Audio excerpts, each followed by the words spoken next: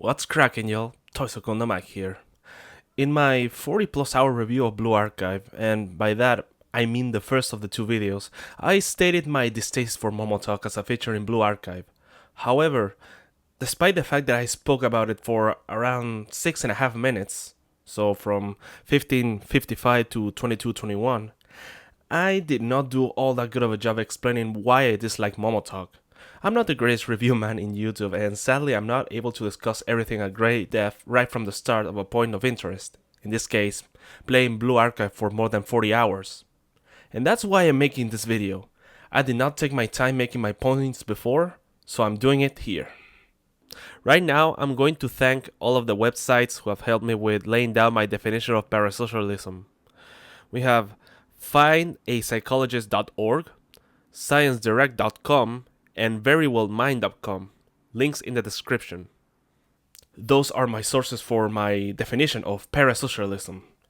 So we're gonna start by laying down the definition that we're going to use for the sake of my arguments.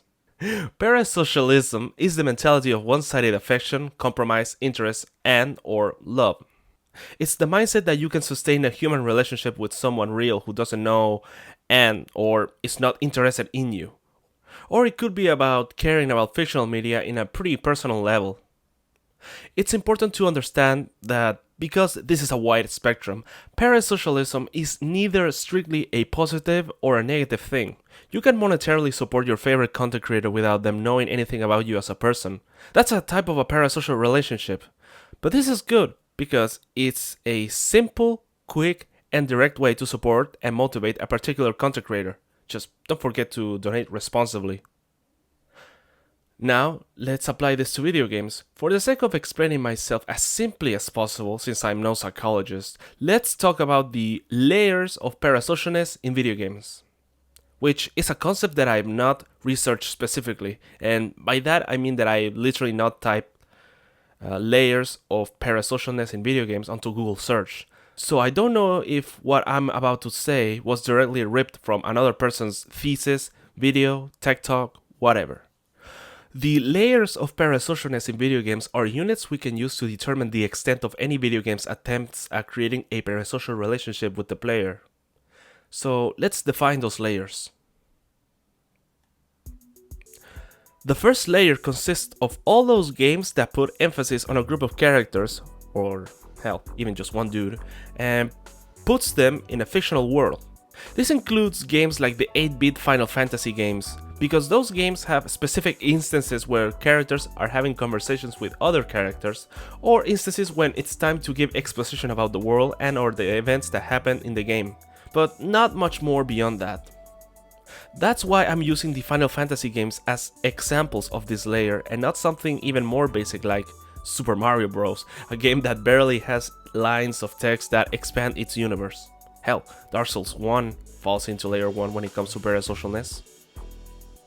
Now we are reaching the video games acclaimed because of their efforts in building a universe where players can explore the characters, their arcs, the conclusions, and theme exploration. A great example of this would be the Metal Gear saga, specifically starting with Metal Gear 2 Solid Snake. The original Metal Gear game was not very deep, but starting with Metal Gear 2, things like the war economy, fear of nuclear warfare, the morality of serving in an army, and many more points of view and themes would be explored across the entire franchise. Big Boss was the boss. And then, no, the boss was the boss, and then Big Boss Man took over. Because he had to kill her because the third game into the fifth game, or the fourth game in the worst and second. A simpler example for layer 2 would be a game like Horizon Zero Dawn, where we start with Aloy as a kid, and thanks to the game's opening tutorial and montage, we see her grow into a formidable warrior and explorer, who then proceeds to travel a huge world where she interacts with multiple people, all that accompanied by cutscenes and large amounts of lore.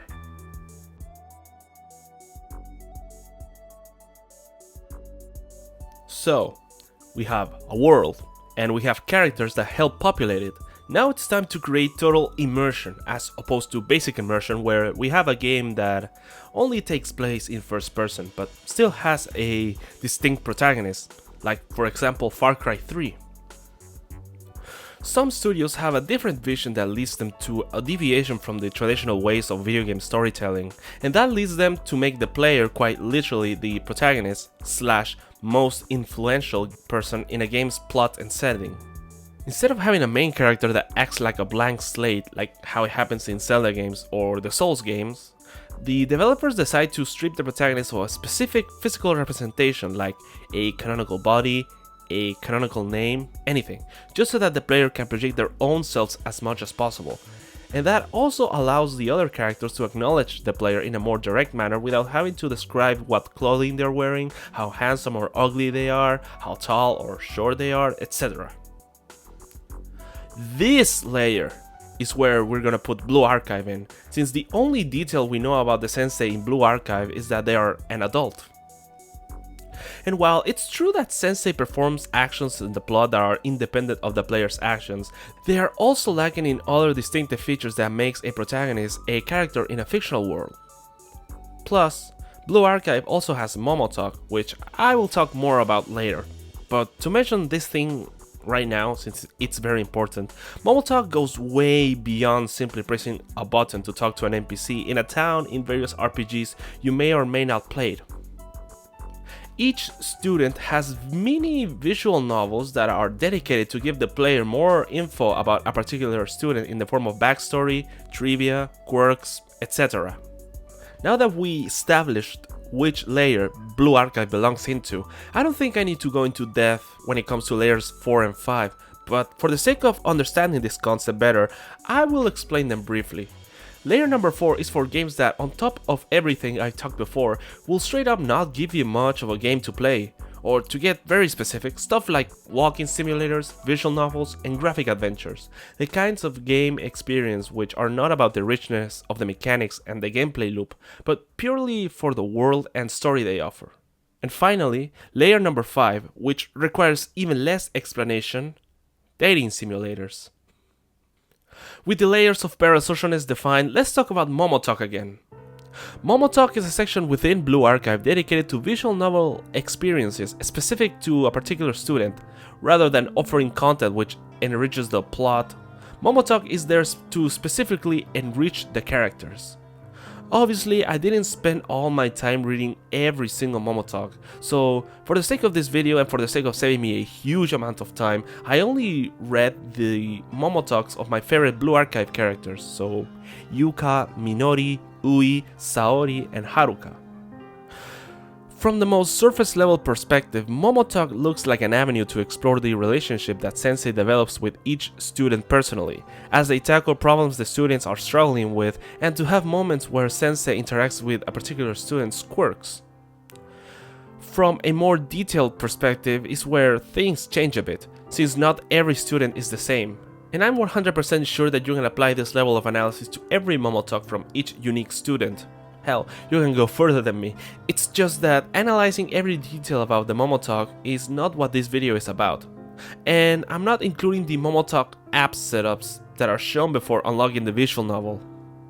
Yuka is shown to be someone very attached to numbers and calculations, with multiple situations ranging from managing Sensei's spending habits, to playing poker with Sensei using mental calculus to determine the odds of her succeeding, and testing Sensei's own mental calculus abilities with a series of math problems, all while showing her bratty side accompanied by a touch of smugness and tsundere. In Minori's Momo Talk, we see her working as the leader of the Labor Party, always praising safety practices, showcasing her pro-worker, anti-elitist, anti-greedy capitalist views, as well as her outright demand for a fair day's pay for a fair day's job, and her strong will and attitude that allows her to be such an influential voice, to the point that she even conducts a demolition type of strike despite the fact that it might inconvenience her in the future. Goseki Ui begins her Momo Talk arc by accepting Sensei as an authoritative presence that wants to help, which is showcased by Ui trying to give Sensei the key to open the entrance to the library where Ui basically spends all her time throughout Momo Talk. We get various examples of just how much Ui values books. Hell, you could say that she has developed a very parasocial relationship with the concept of books. By the end, she opened up to Sensei even more, despite her status as an uber introvert that's also a nervous wreck. For the Blue Woman Saori, we have episodes dedicated to her exploits in dealing with the scum of the town, which also showcases that despite being so efficient at her job of being a terrorist, her lack of a professional education makes Saori gullible to individuals who really just want to take advantage of her as much as possible. The final episode of Saori's Momo Talk does put her in a much more casual environment, where she's just trying to get her mask fixed. And finally, best girl Haruka likes plants. She's a total menhera who has a sad amount of self-esteem. She almost blasts Sensei with her shotgun because she was trying to shoot at a bug that was hanging around a plant she gave to Sensei. There's also the suicide bait episode, very tasteful, and we also discovered that she has a secret hideout where she oversees her plants. So yeah, that's 5 different students and their Momo Talks viewed from my perspective. Despite the fact that they all shared a common through line of Sensei helping them out with their personal issues, you cannot say that all Momo Talks are the same. Plus, and it is worth reminding everybody, each student also rewards the player with a custom menu background that provides more interaction than the simple PNG in front of a background image. Now, I'll admit, this is partially my fault, because Momo Talk is actually advertised on the game's Steam page, so everyone make sure that you read the game's store page before purchasing/downloading it. Though, now that I think about it, I'm not sure if it's better or worse knowing that the game uses Momo Talk as one of its unique selling points. But when I put it like that, it sounds like Momo Talk doesn't have any downsides to it. It provides more visual novel content, it rewards the player with a great cosmetic reward on top of gems, and plus, you get to learn more about the characters, which helps with making Blue Archive feel like a world that it's inhabited by real people. So, what are my problems with Momo Talk? Well,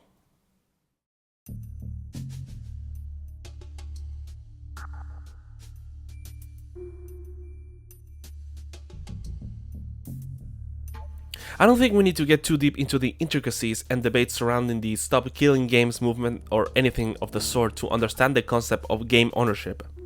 By having access to a game without the explicit permission or control of the owners, we as players gain a lot of agency when it comes to deciding the personal value of a video game. We decide how it works because we can mod it, we decide how much value it's worth by choosing the price of the transaction, and there's always a way to play the game without the need of a store or treat the game like it's a license to play it. I'm saying all of this because none of what I just said applies to Blue Archive, which is a free-to-play gacha game, one you cannot play without an internet connection.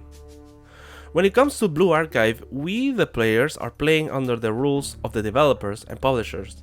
And in this case, it means that while the ticket of admission is free, the game will try to incentivize the player to spend more cash and time into the game. It's important for the sake of the critique that we keep in mind, even before we really know anything about the world of Blue Archive, we are entering a game that lives and dies by the commitment of their fanbase, or maybe just a few whales. The game does a lot of things to incentivize spending, like the AP mechanic, which straight up limits the number of times you can progress in the game. Granted, there's an account level cap of 90, so eventually experience points become irrelevant for progression. But that doesn't stop the game from offering you the chance to purchase AP using gems. In the second half of 2025, I believe around September, there was an update to the shop and now the gems have a lot more purchasing power, meaning that real life money now has more purchasing power. To mention other things, the game makes a spectacle out of pulling out for new students, and there's every artistic effort put into the game just so that the player grows more attached to the world of Blue Archive, which is not inherently a bad thing. But we are talking about how the game wants to create a parasocial relationship between the player and the product. For example, the game will provide quirky little animations in the cafe where we can see the students react to Sensei's notice. The students will be voice acted beyond in-combat dialogue. 私が来てもよく隠れる場所はどこにここにいてもいいんでしょうか。人が多いところは。先生、本当に先生には恩返ししたい。先生、消したいものがあったら私に。They will have a little page with some lore written about them, and then there's Momo Talk on top of that. I think you get the point. From a fundamental level, Momo Talk does not belong in a game like this because the game is already loaded with all of these attributes that push the parasocialness way up. And there's also the fact that the writers do themselves no favor in this argument.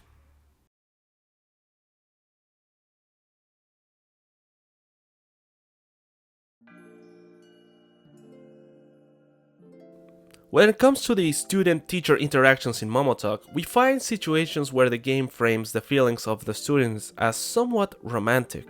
Obviously, this doesn't happen with every student, but from the sample size of 5 that I picked, the only one that did not have romantic undertones was the Saori Momo Talk. Elsewhere, Yuka's portrays her as a cocky, smart, and sometimes soon student who gets on Sensei's behavior for mismanaging his own expenses throughout Chapter 1. それにこうして領収書の整理を手伝ってくれるのなんて私くらいなんですから。 On the Human Calculator chapter, we also have this moment where Sensei asks Yuka to take care of a report that was 3 months overdue. She refuses at first, but then we can assume that Sensei pulls his most endearing pleading face, and that causes Yuka to feel flustered, and then she just accepts. Do I need to explain how all of this can easily be interpreted as a scene right out of a romantic comedy? Even if Yuka explicitly tells the player that Sensei needs to set a better example for the students, her facial reactions tells us that she cares about Sensei in a more personal way. On the Minori side of things, we have Chapter 3, Hidden Scaffolds, where we see Minori take Sensei upwards to watch the view from the scaffold, which is fine by itself. Afterwards, Sensei remarks that he feels a little off from being at such a high altitude, and Minori's reaction to that information is to suggest that she needs to take Sensei to an even higher altitude with an expression in her face that screams overjoyed. Plus, there's Chapter 4, The Source of Discontent, where the mere thought of being able to take Sensei every day to work makes her think something. Ui's Momo Talk already begins more parasocial than the ones previously mentioned because she's not a very social person inherently, so it's Sensei's job to help her open up. The romantic undertones come in Chapter 3, A Sudden Proposal, where Ui suggests that she and Sensei should become pen pals, a type of relationship where the partners write about their thoughts and stuff like that. But it's Ui who tells Sensei that she wants to learn more about him, or her, more about them. But it's Ui who tells Sensei that she wants to learn more about them.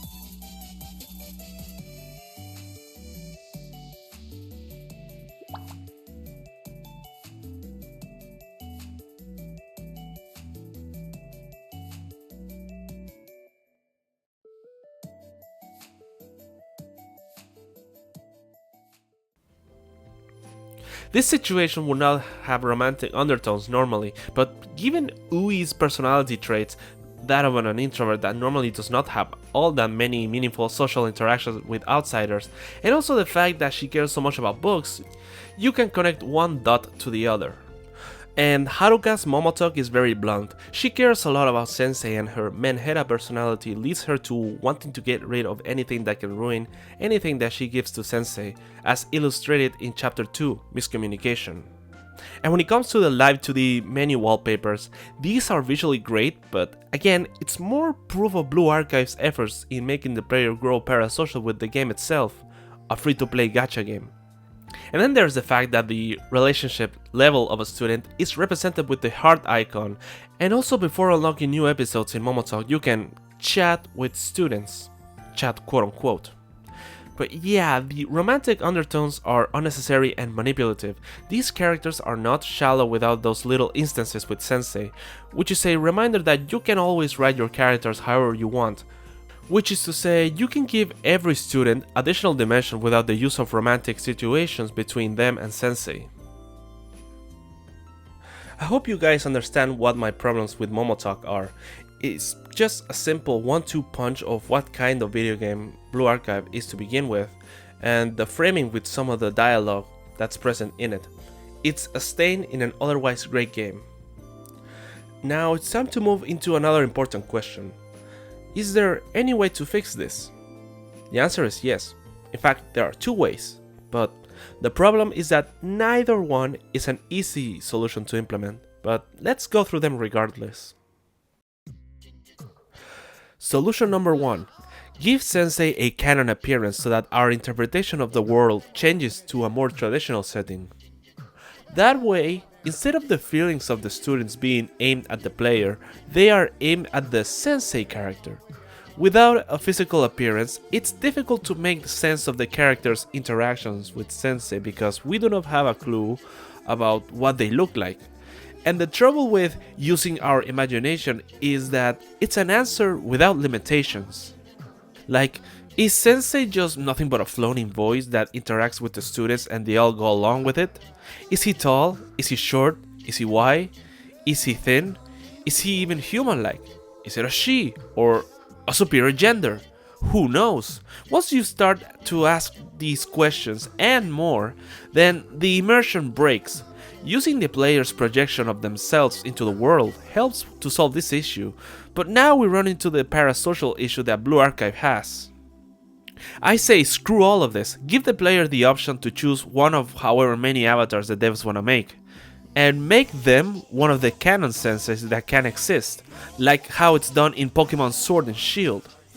The issue with this approach is that now every visual novel story has to take into consideration the appearance of the sensei the player chose as their avatar, which leads into changing the dialogue to reflect the player's choice and to include various PNGs that reflect sensei's emotions. The devs could cheap out and not even bother with that second bit, but that would make the whole addition of an avatar for sensei pointless. And then there's solution number 2. Depending on your perspective, this second solution may be more or less difficult to implement. I'm talking about removing Momo Talk from the game and reshape every bit of character development from Momo Talk into side stories, or hell, make new main stories that develop the students instead. This has the benefit of leaving Sensei intact. The downside is that it requires a lot of rewriting and remaking content that's already there, but at least that would fix the issue of the game's framing of the student-teacher situations.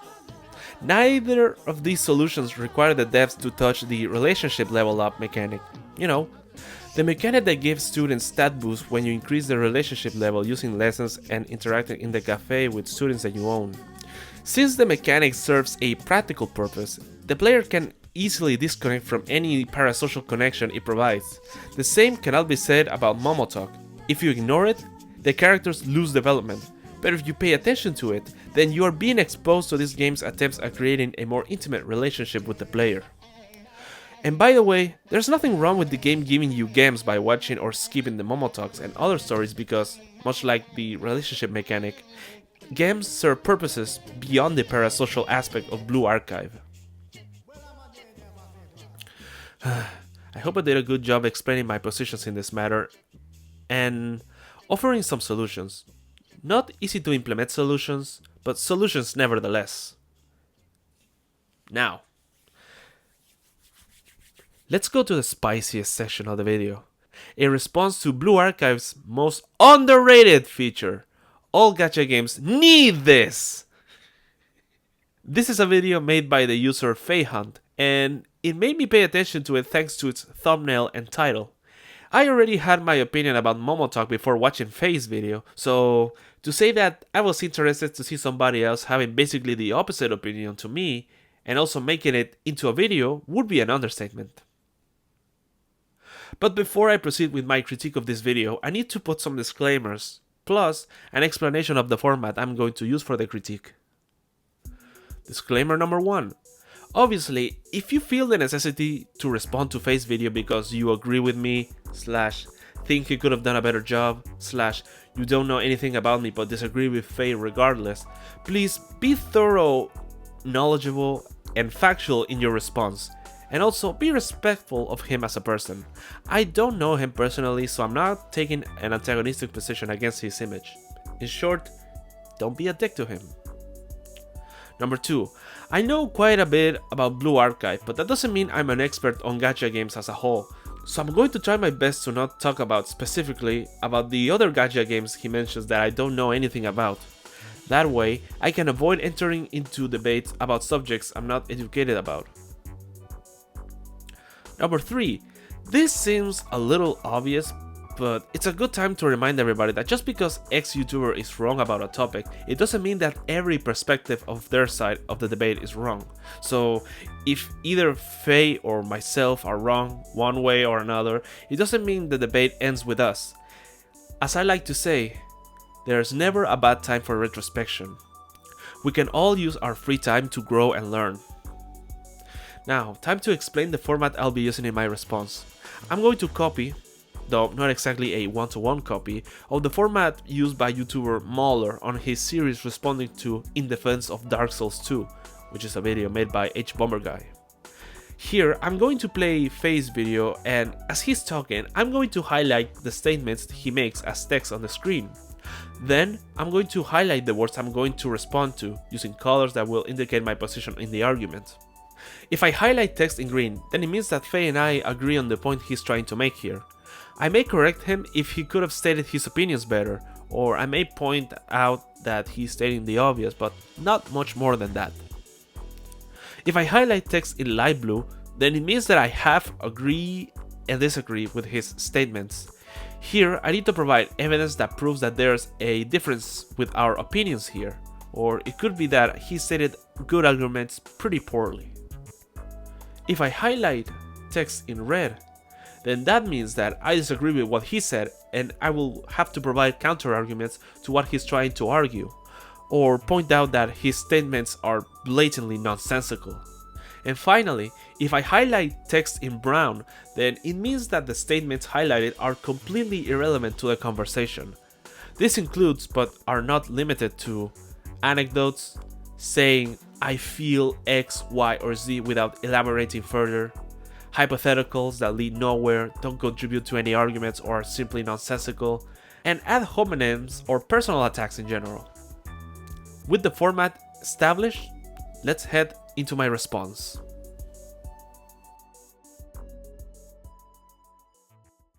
Blue Archive has one underrated feature everyone took for granted, and it might be the secret ingredient other gacha games are missing out on. And that is Momo Talk. Raise a student affection level and you get a chat to a slice of life event. The first line doesn't have anything to back up that statement. No data, no screenshot of discussions about Momo Talk, no showcasing videos made by other people discussing Momo Talk, and no showcase of dismissals done by other games in regards to Momo Talk's function. This opening line cannot be taken as anything else other than an anecdote. I would not call Momo Talk a secret ingredient. Pokemon Emerald had this match call function where the player could take time off from the main quest in order to talk to previously fought trainers. This secret ingredient is simply changing the function of that Pokemon thingy into a hub exclusive for visual novel shenanigans and character building. But that's not really a secret ingredient. How secret can it be when it's so light in a Pokemon game? I don't have any issues with the third statement. It's completely fine. It sounds simple, but this tiny feature shows just how different Blue Archive is when compared to other gacha games. Their main focus is on giving you a lot of opportunities to learn more about the characters. Because most gacha games don't have that. The closest they get is a bio page where you can learn more about the character. But I always find this pretty weird. Why is it always in third person? Who wrote this? Sure, after reading it, you probably know the characters a little bit better. But it feels like reading a LinkedIn page and decided, yes, I knew this person my whole life. This is true. He isn't saying that Blue Archive is very different because of Momo Talk. He just says that Momo Talk sets Blue Archive apart. Because most gacha games don't have that. Okay, there's one big issue with this statement: the visuals in the video. They feature a game by the name of Withering Waves, and the visuals match what he's trying to say. So far, so good. And then Fey proceeds to show no more than that. I don't need to have a doctorate in statistics or maths to tell you that you cannot prove a trend with a sample size of 1. Especially when you start your sentence with, because most gacha games. If you want to compare the approach of Withering Wave to Blue Archive, then commit to it. The LinkedIn part is just strawmanning, and as we all know, a strawman is only as difficult to refute as you make it out to be. It feels very artificial because the writers just straight up told you about them, not show them. And I don't know about you, but I'd rather talk directly to someone to get to know them better. And that's exactly what Momo Talk does. When you read the wall of text that he's putting on the screen, you realize that it's written with a sense of whimsy, and it's more like you're reading a fantasy novel. Not exactly the kind of thing you can call artificial. I get the point you're trying to make here with the comment of the writers are telling, not showing, but a better example of this would be the student intro cards from Blue Archive. Since the information is delivered in a more straightforward, non-artistic way. Plus, it displays stuff like their age, what academy they belong to, what club they belong to, and even telling the player if they are in their first, second, or third year in the academy. Though, I know Faye and I would agree that this is not a good way to portray Blue Archive's attempts at world building because the game itself does a lot more than that. I agree with the part about direct conversation. Obviously, Faye isn't saying that the conversations in Momo Talk are exactly like IRL conversations. I think he simply said himself poorly considering the previous line about talking directly to someone. One way to fix this is, instead of bringing this connection to the real world, Faye could have just said something to the effect of, "But Blue Archive does things differently compared to what I've shown, and here's why." It gives you a no-filter experience to get to know your students. Now, sure, you could argue that this is just a parasocial bait to get intimacy on a gacha game character. And in some ways, it is. But that misses the point, because that intimacy only comes through immersion. This is factually wrong, at least from the ones that I've reviewed previously on this video. The Momo Talk episodes are always framed to be interactions between sensei and the particular student. It's these particular visual novels' main hook. Sensei's interference is quite literally the main through line that makes these stories Momo Talks, so there is a clear filter, or at least a starting point for the process of writing a Momo Talk episode. If by no filter you meant that we get to watch the characters perform in the rawest form, then that's more accurate, because in Momo Talk episodes they feature only the particular student and no other students, with the other additions being various NPCs, the world that they live in, and Sensei. Still, this is pretty poor phrasing that can lead to a completely different interpretation from what Faye probably meant with his words. The comments about Momo Talk being parasocial baits are correct. since it tries to connect the player to a fictional world with fictional characters in a more intimate manner. Though I object against the part where he says, in some ways it is, because it implies that it's not a major part of Momo Talk's identity. The fact that his background footage contradicts his point here is not ideal. The correct way to present Momo Talk's values would be to say that it's a hub to learn more about your students. And it's also parasocial baiting. The people saying it's just parasocial baiting are neither completely wrong or right. When it comes to that intimacy only comes through immersion part, I don't like that he's using the word only in this context. The correct way would be to analyze Blue Archive's efforts in creating a parasocial relationship with the player and create an objective point of view from there. That way, you are detaching yourself from your feelings and can point directly at the source. Blue Archive doesn't just have Momo Talk, it has a story mode, it has side stories, it has group stories, it has a large number of events with their own stories to tell. There's a lot of lore and characterization that can be learned from the game alone. And just to remind everyone, parasocialness is a spectrum. A parasocial relationship is neither a strictly positive or a negative thing. So we must review and critique each relationship individually based on their own characteristics. The point I want to make here is that even if we take a player that knows about parasocialism and they're also a disinterested party when it comes to Blue Archive and its parasocial qualities, they will still be able to catch all the details and features that Blue Archive has that push a parasocial relationship. They would be able to detect the intimate intents without the immersion. E.M. Forster, in his lecture, once said that great fiction depends on round characters, the kind who surprise us in convincing ways. In other words, the more surprising quirks and little details you discover, the more alive they feel. And that's exactly what Momo Talk gives you. Not every character in Blue Archive gets full development in the main story. Some of them feels very flat, very simplistic, and that's intentional, because the writers want the main story to stay lean and focused, to keep the pacing on point. I agree with the quotes of E.M. Forster. I agree with Faye's comments about Momo Talk, and I agree with his comments about the development of characters that happen in story mode. However, I question the comments about the intentions of the developers because we have no source that's provided by Faye, and I hate it when I have to do somebody else's homework. You're better off not making comments like this if you don't have a concrete source.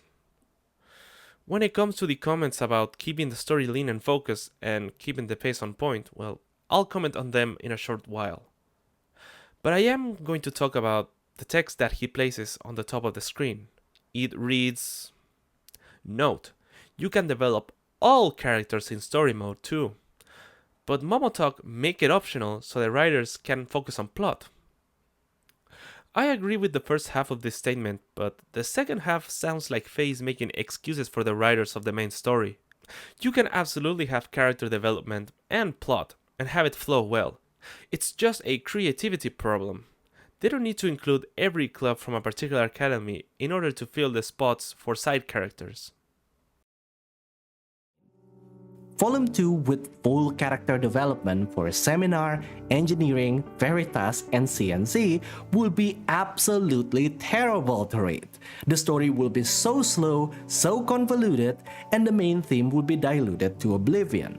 So instead, the writers just offload those to Momo Talk and other side stories. In Volume 2, you only see members of the engineering department as absurd inventors, and Veritas as a mischievous hacker group. Not much about their individual quirks because this is their professional side. But in Momo Talk, you learn that Utaha is the absurd perfectionist and Kotori is a serial yapper. The same goes for Veritas. You only learn of Hare's caffeine addiction problem and Maki being an absolute menace to society. Before responding to what I really want to respond on this part, I will say that I agree with the paragraphs describing the quirks of the less developed characters of Volume 2 of Story Mode. All that's well and good, and that's supported by the background footage. The part that I want to respond is to this poorly executed hypothetical.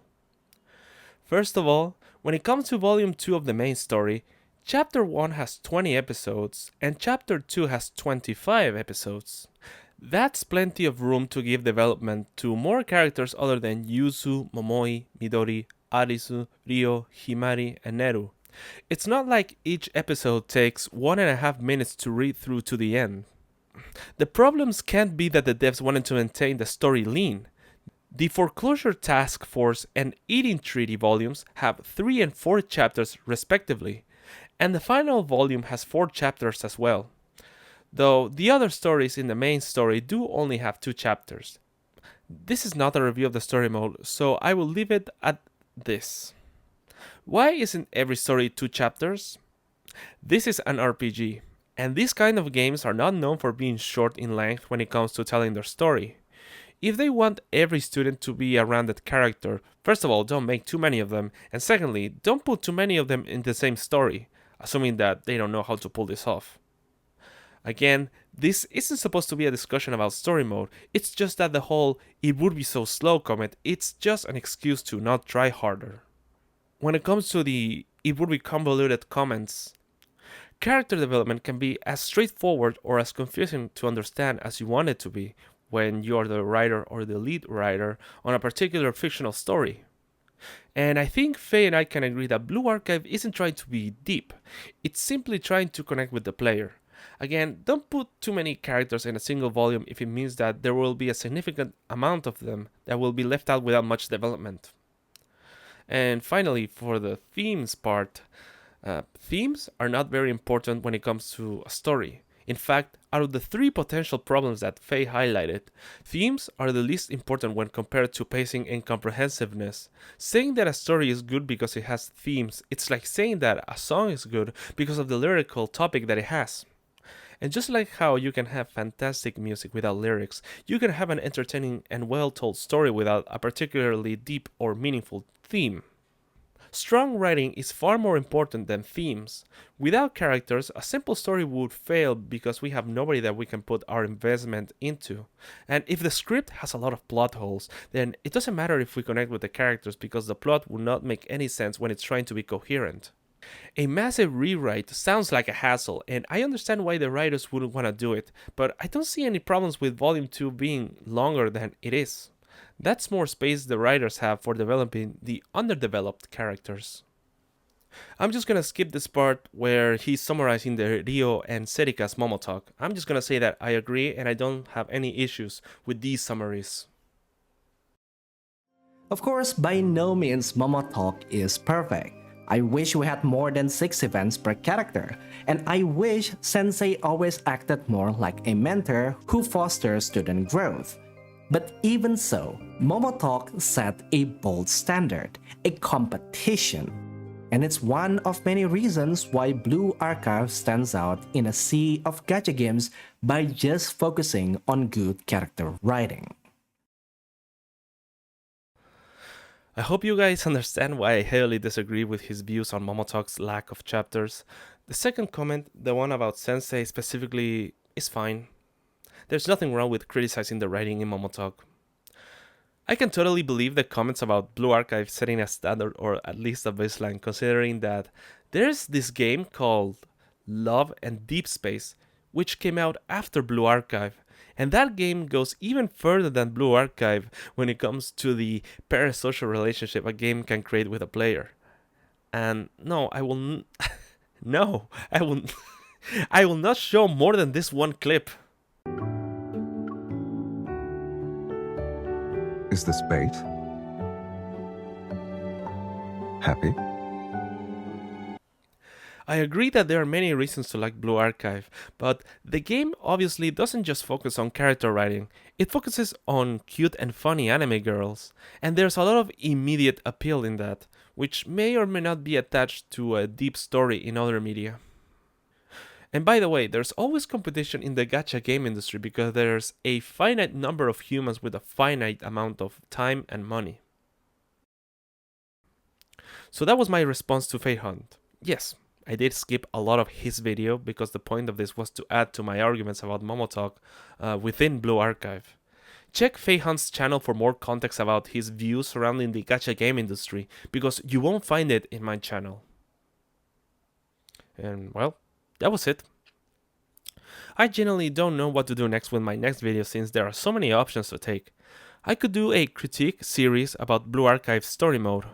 I could switch gears and make videos about the Souls games since I've been playing a lot of Demon Souls, Dark Souls 1, 2, and 3, and recently I purchased Bloodborne. Or I could just make longman content about anime. Who knows? Maybe even movies. You guys tell me what you want to see on my channel considering the options I just laid out. Anyways, let's put all our energy and time into this brave new year. And let's make the best with the time that we still have on this earth. Bye bye everyone, and take care.